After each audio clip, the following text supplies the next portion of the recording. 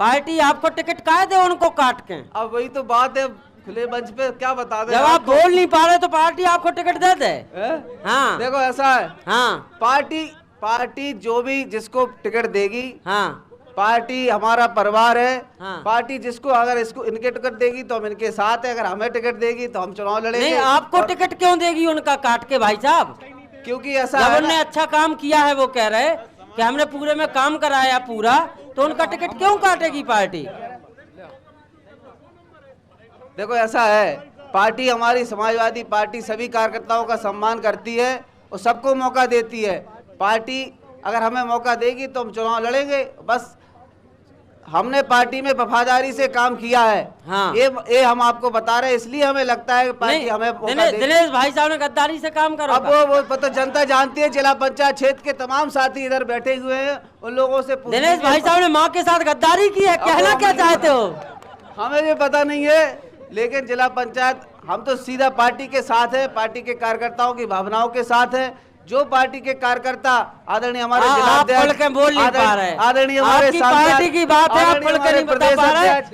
योगेश समाज संघ में बैठे योगेश बता रहे, योगेश क्या बात है, क्या वो चाह रहे हैं? क्या बता रहे कि जो सोच रहे व्यक्तिगत बुराइयां ना हो। पहली तो जो हम बता दें भैया, जो मैं तो सब कहूँ कि व्यक्तिगत किसी की टिप्पणी नहीं हो रही यहाँ पर। जो आपकी भावना है, जो आप खुली पंचायत आपने खास पंचायत लगाई है, इसमें अपनी विचारें रखें और जो जिसका विचार है वो आप सभी लोगों के साथ में, जो जनता है उनके साथ में रखेंगे तो उनको भी लगेगा कि नहीं ये एक परिवार की तरह होता है। परिवार में वाद विवाद सब होते हैं, उसका अपनी बात रख के तो जनता को भी तो लगेगा कि नहीं, इन लोगों में कोई भेदभाव नहीं है, धरातल में ये काम करना चाहते हैं, क्षेत्र में विकास करना चाहते हैं और क्षेत्र की विकास की, जनता की विकास की बातों का अध्ययन करें। और सरकार आती जाती रहती है, सबसे पहले अपने क्षेत्र और गाँव का पहले देखें विकास। सबसे पहला हमारी प्राथमिकता है गाँव। और हमारे जो वर्तमान में जिला पंचायत सदस्य जी है, उन्होंने गांव में विशेषकर ध्यान नहीं दिया है। सबसे ज्यादा उनको ध्यान गांव वालों ने उन पर ध्यान दिया, पर उन्होंने गांव पर ध्यान नहीं दिया। का बॉय तो पूछो जा रहे, का ध्यान नहीं दो बताइए। कोई भी, जैसे वे भाई साहब बोल रहे थे धुरज में हमारे गाँव में बहुत विकास हुआ है, मैं मानता हूँ कि वहाँ पर उन्होंने किया। ऐसा ही जैसारी कला में क्यों नहीं हुआ कि हम लोग भी कह दें कि दिनेश यादव जी ने गांव में विकास करवाया है। अच्छा, आप भी वही गांव के हो, दिनेश जी भी वही गांव के? गांव के हैं हम। तो जैसारी में काम नहीं कराओ? नहीं कराओ, अबे हुए पूछो, हम मुकेश जी से पूछ लो तो ना। जैसा अब उनके काम आप बताओ, उनके प्रतिनिधि बन के। प्रतिनिधि बन के बता दें। बताओ। बहुत बहुत धन्यवाद, आपने प्रतिनिधि चुना। हमने नहीं चुना, सवाल उनसे तो मांग आप रहा है। हमने स्वीकार किया आपका प्रस्ताव। हाँ। हमारे जिला पंचायत क्षेत्र जैसारी कला में 30 गांव हैं। अजनानी, बड़ेरा, चिल्ली, एकारा, टेमरो, काबिलपुरा, फूलपुरा, सेसा, नरछा, नुनसाई, बिरगुआ, कुरकुरु, पचोकरा, चांदपुरा, सेई, सेवड़ी, बेटारा, धोरा, टेकरिया, सोमई, गिरथान, भुआ, कपासी, कैथेरी, रिनिया, बड़ा गाँव। अब ये कह रहे हमारे वर्तमान जिला पंचायत सदस्य कि दर्जन भर शमशान घाट मर रहे हैं। हाँ। उनसे पूछ लीजिए कितने शमशान घाट कंप्लीट हो चुके हैं। आप ग्राम पंचायत जैसारी कला का अभी अंडर कंस्ट्रक्शन है, कैथेरी का अंडर कंस्ट्रक्शन है, कपासी का अंडर कंस्ट्रक्शन है। हम भी घर घर जाते हैं। हम मतभेद की राजनीति नहीं करते, मत की राजनीति करते हैं। हम ये कहते हैं कि वो योजनाएं, वो कार्य पद्धति अपनी गिनाए जो संपूर्ण रूप से जनता के उपयोग में हो चुकी है। आप कह रहे हैं हमने कैंप लगाए, अच्छी बात है। हमारे माताओं, बहनों, बुजुर्गों की आपने आंखें बनवाई, अच्छी बात है, आपने आंखें बनवाई। कम से कम आयुष्मान घोटाला ना होता तो और भी बधाई देते हम। आयुष्मान घोटाला ना होता, हमारे माताओं बहनों जो बुजुर्ग थे उनको आयुष्मान ले जाकर गया, उनका बिल कुछ और निकला, उनकी आंखें बनाई गई। लेकिन ये बातें जब उठी तो कही गई और हमने सबके सामने रखी।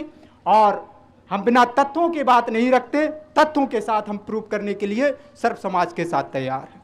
बहुत बढ़िया। ऐसे लोग चाहे जो तथ्यन पे बोल में बतावे कि कितना काम कराओ दिनेश भाई साहब ने।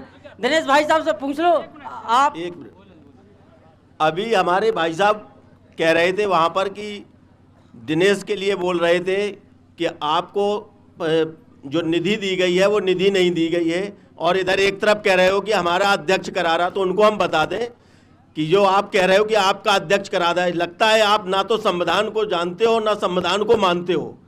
भारत के संविधान में बाबा भीमराव अंबेडकर ने ये व्यवस्था दे करके गए थे कि कोई भी जनप्रतिनिधि हो, चाहे वो पक्ष का हो या विपक्ष का हो, उसके अपने लिए एक संसाधन है, उसकी अपनी एक शक्तियां हैं, और उन्हीं शक्तियों का प्रयोग करके चाहे विपक्ष का कोई नेता हो, वो नेता अपने कार्य कराता है। इसमें किसी सरकार का या किसी के नेता का कोई खैरात नहीं होती है, वो अपने शक्तियों पे काम कराता है और उनकी निधि बनती है। अगर उन्होंने अपने क्षेत्र में काम करवाया है तो अगर कोई निधि कम कर दी गई है सरकार की, ये एक दूसरा विषय है सरकार के। और आप जो बात कर रहे थे यहाँ पर बैठ करके बीजेपी के लोग, ये जैसारी कला की बात एक बताता हूँ, क्योंकि मैं फौजी हूँ, मैं रिटायर्ड फौजी भी हूँ। जैसारी कला में एक धर्मपाल लोधी जी शहीद हुए थे, और उनका शहीद होने के बाद में उनकी शहादत के लिए एक स्मृति स्थल बनना था। इसी भारतीय जनता पार्टी की सरकार ने उस शहीद की विधवा को, जो वीर नारी है, उनके बच्चों पर मुकदमे लिख दिए थे, क्योंकि वहां पर उन्होंने उनके चबूतरा बनाने के लिए काम कर रहे थे। शहादत के लिए ये इनकी सरकारें शहादत वालों के लिए काम कर रही है। कोई भारतीय जनता पार्टी का नुमाइंदा, कोई जिले का अधिकारी, यहां तक कि मुख्यमंत्री तक की गुहार लगाई गई है, जब एक शहीद की शहादत नहीं बनने दे रहे हैं। और उस गांव का धिक्कार है इस क्षेत्र के लोगों को कि ये क्षेत्र के लोग भी जाकर के खड़े नहीं हो रहे हैं शहीद के साथ में। और जाकर के अगर शहीद के साथ खड़े हो जाते, और वो जो गांव है वो राजपूतों का गांव है, और वहां यहाँ के जो वर्तमान विधायक है, उस विधायक को उस गांव ने 2-2 बार भारी मतों से जिता करके भेजा है। और उन्हीं के गांव के बेटे का, क्योंकि जो जवान होता है वो कोई अमीर का बेटा नहीं होता, नेता का बेटा नहीं होता है, वो आपका किसान का बेटा होता है। आज जो जवानों के साथ में किया जा रहा है, और जो गांव की समस्या की बात हो रही है, तो गांव के अंदर अगर सबसे ज्यादा कोई परेशान हो रहा है तो वो किसान हो रहा है, और उसका बेटा जवान हो रहा है। पहले हम लोग जवान भर्ती होकर के जाते थे तो हमें पेंशन मिलती थी। आज जो किसान का बच्चा होता था, किसी तरीके से अपने घर को चला लेता था, आज वहां पर अग्निवीर बना करके सरकार ने सबसे बड़ा अगर कुठाराघात किया है तो वो किसान के साथ किया है। क्योंकि किसान का बेटा अगर पढ़ करके जाता था, बन जाता था, मैं अगर पढ़ करके ना गया होता, अगर जवान ना बना होता, तो आपके बीच में ना बैठा होता। आज क्यों बैठा हूं? क्योंकि मुझे भी 40,000 पेंशन मिलती है, और जब मैं इस बॉर्डर पे खड़ा था तो मेरे पीछे देखने के लिए सरकार खड़ी रहती थी। आज इस सरकार ने कह दिया है कि आप बॉर्डर पे खड़े हो गए, लेकिन मैं आपकी जिम्मेवारी नहीं लूंगा, मैं आपके परिवार के साथ नहीं खड़ा होऊंगा। अगर कोई किसी की टांग कट जाएगी, कोई शहादत में चला जाएगा, तो उसको सिर्फ पैसा दे दिया जाएगा, उसके परिवार के साथ कोई खड़ा नहीं होगा।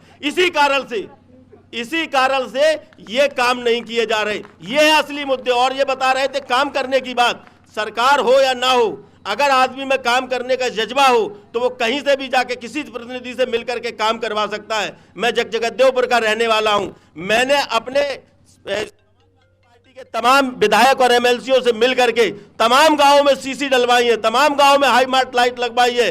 जयपुरा में लगवाई, अमगुआ में लगवाई, बनपरा में लगवाई, रूरा में लगवाई, तुम्हारे पिरौना में लगवाई, न्यावतपुर में लगवाई, धरगुआ में रोड डलवाया। तो काम कराने के लिए किसी प्रतिनिधि का बनना भी जरूरी नहीं है। अगर आपके अंदर जज्बा है तो आप किसी से भी जाकर मजबूर करके काम करवा सकते हो। सिर्फ इसी तरीके से कहने से नहीं कि हमारी सरकार, आपकी सरकार कर क्या रही है? ना तो जवान के साथ खड़ी है, ना किसान के साथ खड़ी है। जवान वहां लाठी लेकर के ड्यूटी दे रहा है, और उसका बाप जो है यहाँ पर खेत में खड़ा होकर के लाठी लेकर ड्यूटी दे रहा है। अन्ना जानवरों के लिए क्या काम किया है? हमारे क्षेत्र की, अगर बुंदेलखंड की, जनपद जालौन की सबसे बड़ी कोई समस्या है किसान की, तो वो है अन्ना जानवर की। इस जानवरों के लिए कोई भी सरकार, कोई भी प्रतिनिधि कोई काम नहीं कर रहा है। और जिस दिन अन्ना जानवर खत्म हो जाएंगे, इसका कारण क्या है? कारण यह है कि जो गौ की जो हो रहा है, जो गौ के साथ अन्याय हो रहा है, ये इसलिए हो रहा है कि गाय अगर सरकार खरीदने लग जाए, आज के साथ सरकार ये ऐलान कर दे कि मैं हर गाय को 2,000 रुपए से खरीदेंगे, तो हर एक किसान अपने अपने दरवाजे पे 4-4 गाय बांध लेगा। और लोग बोलते क्या है इनसे, कहो, बोले गाय है किसकी? अरे है तो हमारी, लेकिन हमारी गायों की दुर्दशा करने वाले तो आप हो। अगर हम अपनी रिश्तेदारी से गाय लेके आ जाए तो हम अपने पौध कौन कुटवाएगा तुमसे? जिसमें तैयार हो सरकार अगर एक योजना बना दे। ये बीजेपी के जो लोग बैठे हुए बड़ी बातें कर रहे हैं, ये जाकर के अपने नेताओं पे दबाव डाले और सरकार, मुख्यमंत्री तक ये बात पहुंचाए कि क्यों नहीं एक ऐसी योजना बनाई जाती है कि हर किसान से, जिसके पास भी गाय है, उससे 2 गाय खरीदी जाएंगी, और जो गाय रखेगा उसको पारितोष में कुछ दिया जाएगा। जो आप वहां पर दे रहे हो गौशाला के लिए पारितोष, वो किसानों को क्यों नहीं पारितोष देते हो कि एक गाय रखने वाले को 500 रुपया महीना दिया जाएगा? देखो सभी गाय बन जाएंगी और सब किसान अपने पास रख लेंगे। ऐसी योजना चल रही है, 500 नहीं, मुझे लगता है करीब 1200 रुपए सरकार दे रही है एक गाय रखने पर। लेकिन वो प्रधान को दे रही, किसी किसान क्या को नहीं दे रही है। वो किसी अच्छा। किसान के पास आप इंडिविजुअल एक सर्वे करवाइए। हाँ। आप पेड़ गिन रहे हो, गाय गिन रहे हो कि हमारे पास 3 गाय है, हमारे पास 1500 रुपए महीना भेजिए, हम कैसे नहीं रखेगा। किसान को नहीं दिया, वो उन बिचौलियों को दिया जा रहा है जो अपने घर भरने के लिए काम कर रही है। अच्छा, इन भाई साहब के पास आओ, फिर वहां चलते हैं। जी बताओ बताओ, जल्दी बताओ।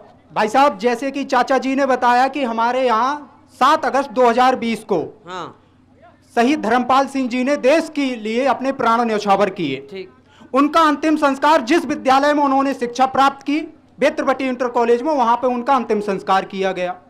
परंतु भाजपा की सरकार होते हुए, जैसे कि जाति विशेष की बात हुई, तो कुछ व्यवस्था में ऐसी जाति विशेषता उसमें देख ली गई और उनके अंतिम संस्कार स्थल पर आज भी चबूतरे का निर्माण नहीं हुआ, जिसमें चाचा जी ने हमारा कंधे से कंधा मिलाकर साथ देने का काम किया। इसके बाद चाचा जी की एक बात का खंडन करना चाहता हूं। इन्होंने कहा जैसारी कला राजपूतों का गांव है। भाई साहब जी, चाचा जी, जैसारी कला सबका गांव है। यादव हो, मुस्लिम हो, महाराज हो, ठाकुर साहब हो, कुशवाहा जी हो, सबका है। बहुलता विषय एक अलग है। हम आपके बिन अधूरे हैं, आप भी हमारे बिन अधूरे रहेंगे। और मैं इसके लिए आपको धन्यवाद करना चाहता हूं। इसी जाति की बात आ गई तो मैं भाजपा से एक सवाल करना चाहता हूं। 13 जनवरी 2026 को कौन सा नियम आया? यूजीसी।